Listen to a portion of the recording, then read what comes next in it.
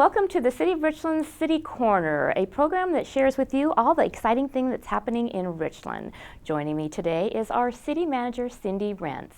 We have a lot of fun and exciting questions for her, but the biggest ones are what is going on, Cindy, in 2016? What are some of our big plans? Oh, thanks, Gail. I love talking about Richland. It's so important to get the information out there. And three big things that Council is tackling in 2016 will be our waterfront vision, our Dupertel Bridge, and the expansion of Swift Corridor, what we're doing about Swift Corridor, most importantly, the City Hall project. Those are three really big things that are important to us, and how we're going to make those things happen. It's going to be a challenge. It will be, and that's a lot of, like you said, a lot of large projects in 1 year. So let's talk about the Riverfront District revisioning plan. What are the plans? Well, first of all, I want to explain that the waterfront district is larger than just the waterfront. Okay. It extends past George Washington Way, back to the ball fields, down into the parkway. It's an imaginary line that we kind of came up with. Basically, because our citizens told us we need to do something to our downtown. We need to pay attention to our downtown. We need to pay attention to our waterfront. Don't turn your back on the waterfront. One little lady told me as she came to a council meeting one night. That really stuck with me. That's good. So we met with council, and we took them on a ride out there and said, what do you see? What do you see in the parkway? What do you see right here on the corner of George Washington Way and Swift? What do you see across the street? How do we engage our community in wanting to have this sense of place? How does Richland position itself for that? We've heard a lot from the younger generation that our streets roll up at 6 o'clock at night. How do we provide the opportunity for private development or others to come in and create that vibrancy that we're looking for? So the waterfront vision plan is exactly that. We've engaged in a consultant to come in. He's been meeting with a group of visionaries in the community that are just plain old citizens that don't sit on regular boards and commissions, from the mom that runs in the park to a entrepreneur to someone my age to someone a little younger, just a cross section. That's so important. So important. It is, and it's exciting, and they love being a part of Good. it. I think they appreciate so much being asked to be on something, and they've been meeting with the consultant and just brainstorming. What do you see without any constraints? And that was one of the criteria. No constraints. That opens the door big time. That's right. Just dream. Okay. Just dream. We had a lot of master plans on the books, and we asked him to take those master plans and look at them and see if they're still viable and kind of incorporate those into what he's hearing. So the consultant did come back to council and our leadership at one point a couple months ago and said, here's what I'm hearing. It was a good first touch. At our town hall meeting, we kind of talked about that a little bit. He will be coming back later this month to the council and laying out more of his vision of what he's heard and what he thinks in his experience could work in the area. Those are things, anything from a public market to transportation needs to signage to creating the opportunity for more private development along the waterfront. How do we connect the waterfront to the other areas of the city? Yeah, to make it useful. Exactly. Right. Those kinds of things. So from there, then we can roll this out to the community based on what council likes. Right. Okay, based on what everybody's opinion and suggestions. Yes. Okay, so tell me about the George Washington, 650 George Washington Way hole that I hear about. We all hear about it. So this is an important piece of our history. This is an important piece that we address. And this year, earlier in 2015 rather, council did enter into a contract with a developer to redevelop that particular area. We asked the developer to hold off a little bit until we finish this visioning. Okay. So they have some of that information. We just felt it was important that the connectivity was there.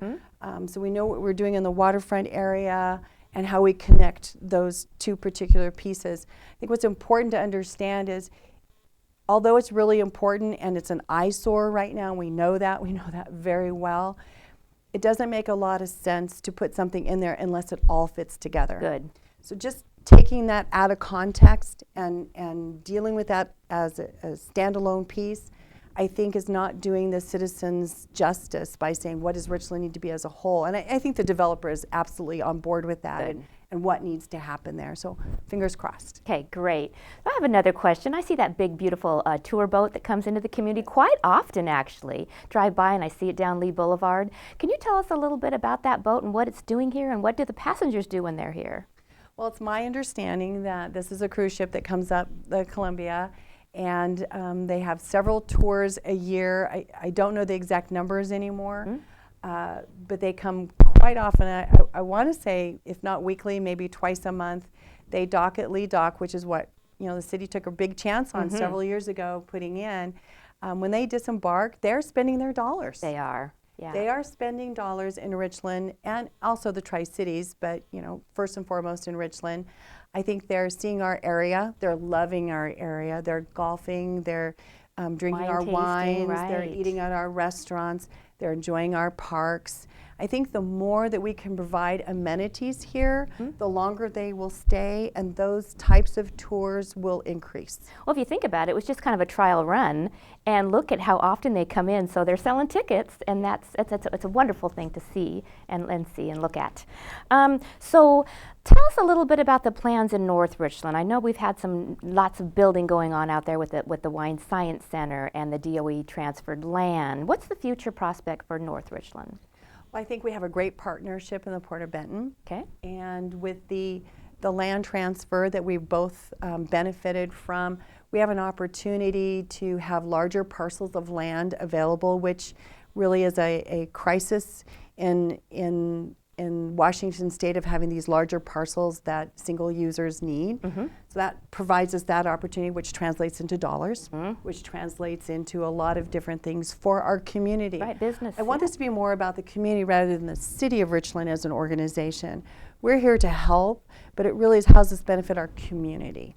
Good. And that's jobs, that translates into more disposable income for your household, which in turn provides a opportunity for the actual organization of the city to provide a better place where you want to live. Exactly. Quality of life is why we're here. Exactly. And it's great that you guys all care so much about it, and we're onward and upward, aren't we? Speaking of 2015, let's talk a little bit about what has been accomplished in the last year. Well, this is really exciting because I challenge anyone to drive through Richland and not see something new. I just think that's... I can't keep up. It is amazing. It really is amazing. And I think that's something that's happened because a lot of effort over the years have been put into visioning, plans, and creating the opportunity for private development to come in, and also some risk-taking by developers, people wanting to take a chance on a certain area. We're really pleased about the development that's going on down in Columbia Point. Lulu's is coming on board. We have a new hotel coming on board down there. In 2015, we started our stage at John Down Plaza. It's just amazing. It's beautiful to watch. Even in the wintry scene, it's amazing to see how that's going to change the landscape of our whole downtown area. It really will. It will. Walkability and everything. Absolutely. Yep. And again, to that synergy that we want, creating a place for people to have ownership and call home and say, what's happening down in Richland? 2015 was a very exciting time. So what are some of the projects that stand out to you the most? Well, I love this question. We had so many projects, but there are some that really I think the citizens want to know about. Two things that we are very, very proud of, and I need to read them so to get them accurate. We were number 2, not 3, not 4, but number 2, best places in Washington for millennial job seekers.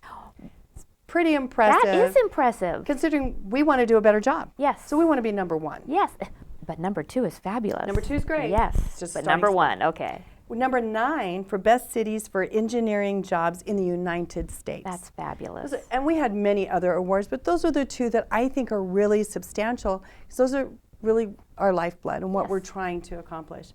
Those 2 things, I think Lincoln Landing. Most people don't even know where Lincoln Landing is, but it's the area right behind Gold's Gym off of Dupertel where our new theater is. Oh. that was a major accomplishment. And I have to do a shout out to our staff, because this is the first project that we did differently. What we did was we said economic development is every staff person's responsibility. Now we have a contact person, obviously, but we asked all of our senior staff to take a personal role in economic development. And this is the first project that came out of that process. Great project. And you know, we had great people working on it. It was a lot of fun. It opened. I understand it's wildly successful. And Richland has its theater. And we never had one for a long time. For a long time. For a long so time. The area is very busy. It's booming. We're going to have to address that, but it's really exciting. And I understand the theater, they will be bringing a hotel on soon, and more retail to that area as well. I heard at least 10 more retail outlets will be coming in 2016. That's amazing. Well, if they weren't busy, they wouldn't come, right? That's right. Okay, so that's good. really impressive. Fire Station 74 up off of Dupertail. That was a big deal. We worked on that for several years. It was a labor of love for a lot of people, including our former fire chief, Grant Baines. Worked really hard on that project.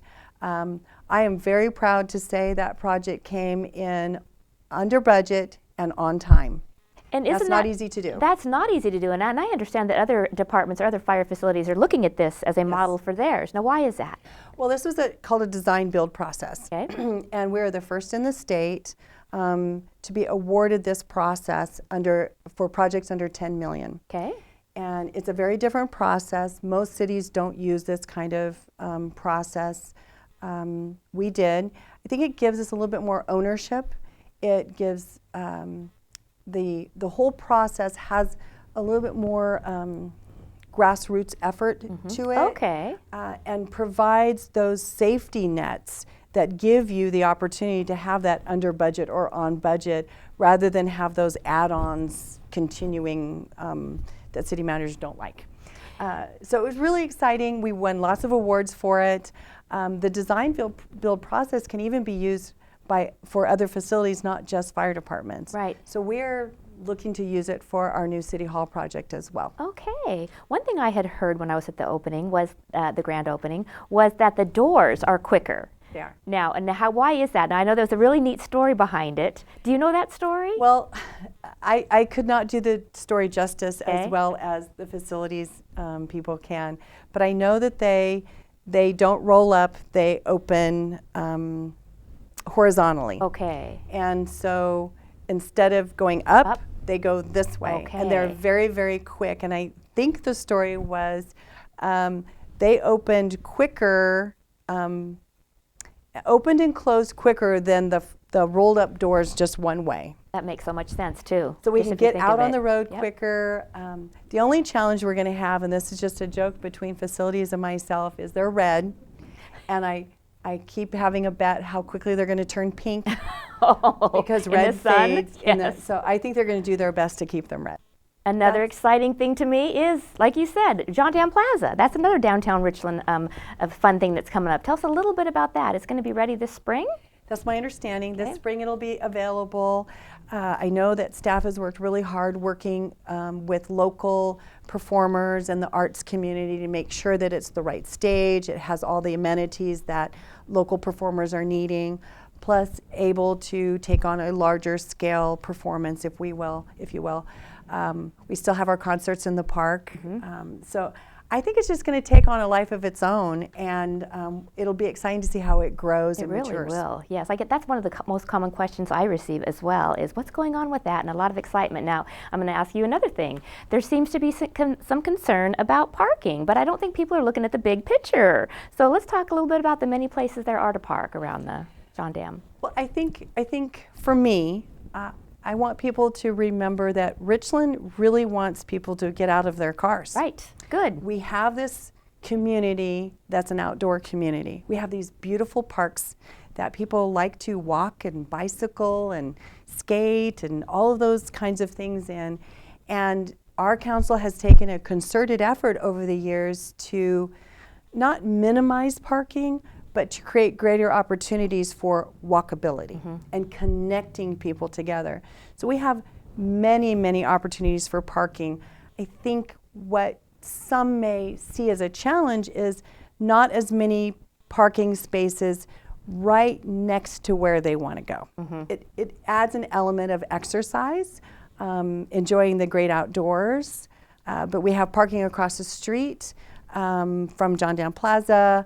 There's parking in the parkway. There's parking down the street. We have our own parking area. Cadillac's putting in a parking garage. I don't know what that's going to do for us.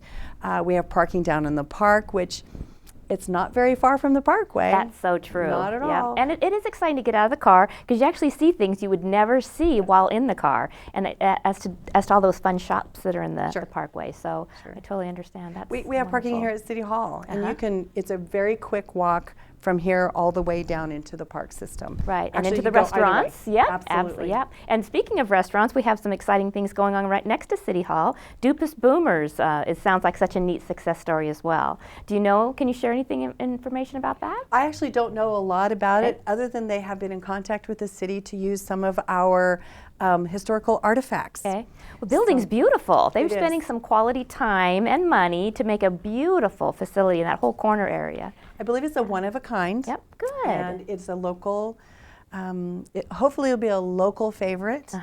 What's exciting for us as an organization is when council stood on this corner at George Washington Way in Swift, and I asked them, what do you see? This was just 2.5 years ago. What they saw was rooftop dining across the street in that area. That's exactly what they said they were looking for. Now, we didn't build those buildings. That was private development.